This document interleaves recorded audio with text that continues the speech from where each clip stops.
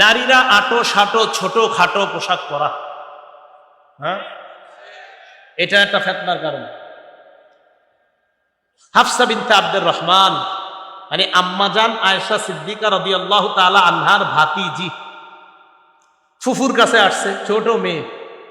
দাখালাত হাফসাতু বিনতু আব্দুর রহমান আলা আয়েশা ওয়া আলাইহা খিমারুন রাকিক। ভাতিজির গায়ে পাতলা একটা ওড়না, এই ওড়না পরে ফুফুর কাছে আসছে। বাচ্চা মেয়ে পাতলা ওড়না পরলে তো এটা গুনাহ না, সমস্যা না।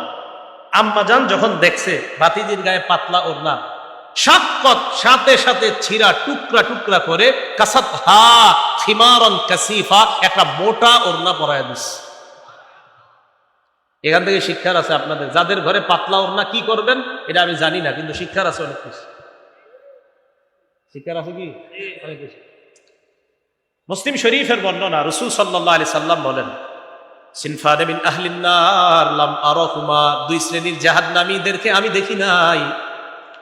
এক নাম্বার কওমুন মাহুম সিয়াতুন কাযনাবিল বাকর, এমন একদল মানুষ যারা জাহান্নামী হবে, এই মানুষগুলাকে আমি দেখি নাই। এই মানুষগুলা তাদের কাছে গরুর লেজের মতো চাবুক রাখবে, লাঠি রাখবে, ইয়াদরিবুনা বিহান নাস, নিরীহ মানুষদের উপর অত্যাচার করবে, জুলুম করবে। আমি নবী তাদেরকে দেখি নাই, এক নাম্বার। দুই নাম্বার ওয়ানিসাউন কাসিয়াত আরিয়াত মুমিলাত মাইলাত, দুই নাম্বার ওই নারী যারা পোশাক পরার পরেও উলঙ্গ। কিনা কেমন দেখেন পোশাক পরার পরেও, আমরা একটু সুন্দর বাংলা বলি, উলঙ্গ খারাপ দেখা যায়, বলেন অর্ধালঙ্গ, এটা বলতে পারি। কি বল অর্ধালঙ্গ, এতটুকু বললে মোটামুটি মানা যায় না, পুরাটা বললে তো নাউজুবিল্লাহ কেমন, যাই হোক কেমন জানি হয় আর কি অনুবাদটা। অর্ধালঙ্গ বলা যায়। রাসূল বলেন এমন পোশাক, মুমিলাত, যেই পোশাক অন্য কাউকে আকৃষ্ট করে, মা ইলাত, নিজেও অন্য কারো প্রতি আকৃষ্ট হয়।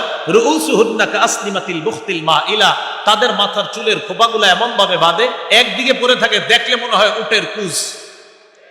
এটা আমি বলি, রাসূলই বলছে, কাসনিমাতিল বুখতিল মা ইলা, হেলে পড়া উটের কুজের মতো। লা ইয়াদখুলনাল জান্নাহ, এরা জান্নাতে যাবে না। ওয়ালা ইয়াজিদনা রিহাহা, এরা জান্নাতের ঘ্রাণও পাবে না। এখন নবী বলছে এই শ্রেণীর নারীদেরকে আমি দেখি নাই। আমরা নারায়ণগঞ্জবাসী অপেক্ষায় আছি, ভবিষ্যতে ওই সম্প্রদায়টা আসবে, এসে গেছে। তাহলে যুবক ফিতনায় পড়ার 9 নাম্বার যে কারণ, এটাও আমরা পেয়ে গেলাম। 10 নাম্বার অতীব গুরুত্বপূর্ণ কারণ, বলেন আমার সাথে সবাই, ইলেকট্রনিক মিডিয়ার ব্যবহার। বলেন সহজলভ্য হয়ে যাওয়া। একদম বইটা কত ভাই? 80 টাকা। এই বই 80 টাকা, 40 টাকা হয় না?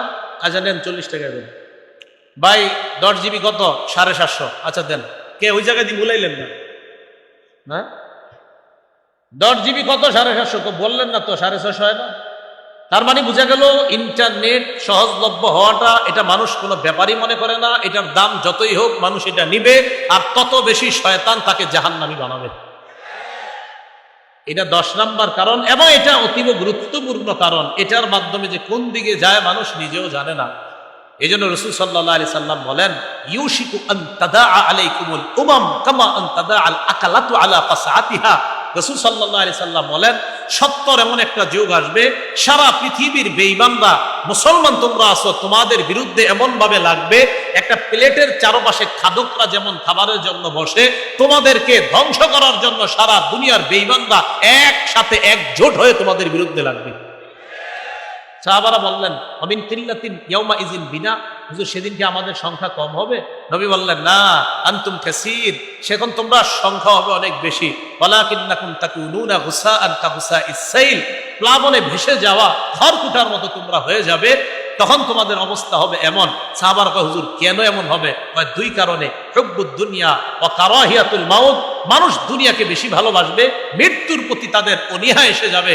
তখন মানুষ দুনিয়াতে চলতে গেলে আর চিন্তা করবে না আমি কি জান্নাতের পথে চলি না জাহান্নামের পথে চলি, এটা চিন্তা করবে না। দেদারসে মানুষ জাহান্নামী হবে। সহিহ মুসলিমের বর্ণনায় রাসূল সাল্লাল্লাহু আলাইহি সাল্লাম বলেন, আনা আখিজুন বিহুজাজিকুম আনিন নার। রাসূল সাল্লাল্লাহু আলাইহি সাল্লাম বলেন, মাসালি ওয়া মাসালাকুম কামাসালি রাজুল, আমার আর তোমাদের দৃষ্টান্ত এমন এক ব্যক্তির মতো, আও কাদা নার, যে ব্যক্তি আগুন জ্বালিয়েছে, ফাজআলাল জানাদিব ওয়াল ফারাশ ইয়াকানা ফিহা, ও বড় বড় ফরিং পতঙ্গ বিভিন্ন প্রাণী, বিভিন্ন উড়ন্ত পোকারা এসে এই আগুনে পড়ে, আর ওই লোকটা খালি কয় অহুয়াজুবহুন নানহা, এই তোমরা পইরো না, খালি সরায়। আচ্ছা সরাইতে পারবে সবাই রে? নবীজি বলেন আনা আখিজুন বিহুজাজিকুম আনিন নার ওয়া আনতুম তাফাল্লাতুনা মিন ইয়াদি, আমিও তোমাদের কোমরে ধরে ধরে জাহান্নাম থেকে বাঁচাইতে চাই, এরপরেও তোমরা আমার হাত ফসকে জাহান্নামী হয়ে যাচ্ছ। তাহলে রাসূল সাল্লাল্লাহু আলাইহি সাল্লামের খাঁটি উম্মত যেন হতে পারে, আল্লাহ তৌফিক দান করেন। আমাদের যুব সমাজগুলো নষ্ট হওয়ার 10টা কারণ বললাম, এর থেকে বাঁচার কি উপায় বলেন সবাই? তাকওয়া। বলেন আল্লাহর ভয় প্রত্যেকের মাঝে যদি তৈরি হয়ে যায়, ইনশাল্লাহ এই গুনাহগুলা থেকে বেঁচে যাওয়া সহজ হয়ে যাবে।